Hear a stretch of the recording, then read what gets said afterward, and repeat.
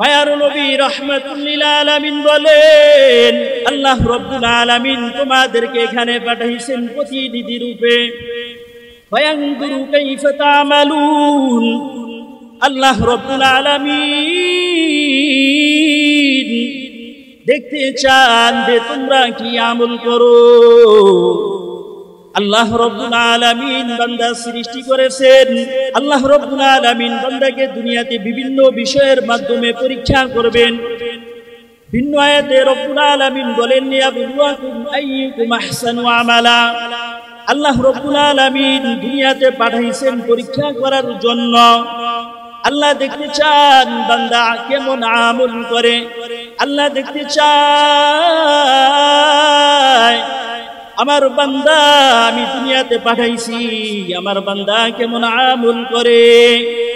আমি আল্লাহ রাব্বুল আলামিনকে আমার বান্দা যেমন ওই রূহ জগতে আমাকে প্রভু হিসেবে স্বীকৃতি দিচ্ছে, দুনিয়াতে গিয়ে কি আমি আল্লাহ তাআলাকে ভুলে গেছি কিনা। হাদিসের ভিতরে নবীজি বলেন, বান্দা দুনিয়া হলো সুতনা সুফলা, দুনিয়া হলো চাকচিক্যময়, দুনিয়া হলো মধুময়, দুনিয়া হলো সুমিষ্ট।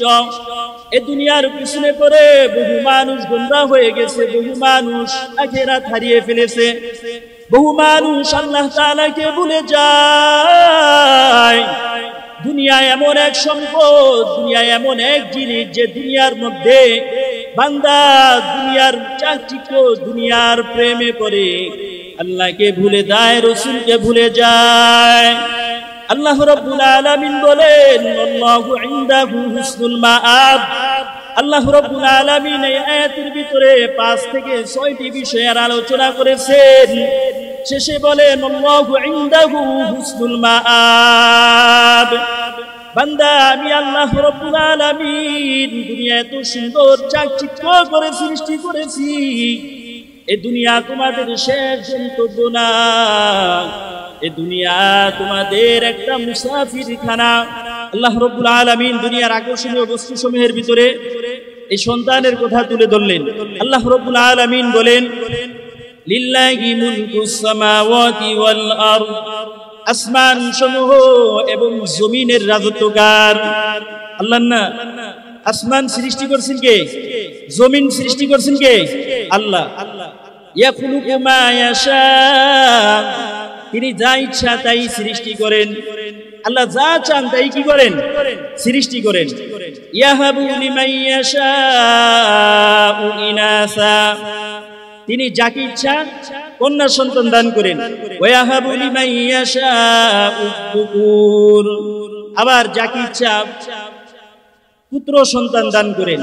আও ইউযাউজুহুম যুকরানা ওয়া ইনাসা, আবার তাদেরকে পুত্র এবং কন্যা উভয়টাও দান করেন। এমন মানুষ আছে না?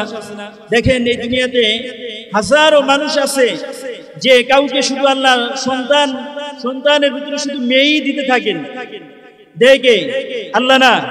কিন্তু আমরা বড় দুর্বল, আমাদের ভিতরে যদি মেয়ে হয়ে যায় তাহলে অনেক মনটা খারাপ হয়ে যায়, ঠিক না?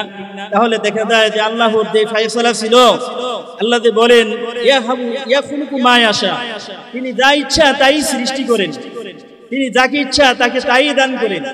তাহলে আমরা যে মন ক্ষুণ্ণ করি, যারা মনক্ষুণ্ণ হয় তারা আল্লাহ তাআলার রেজামন্দির সাথে আছে না তার রেজামন্দির বিপরীত হয়ে যায়?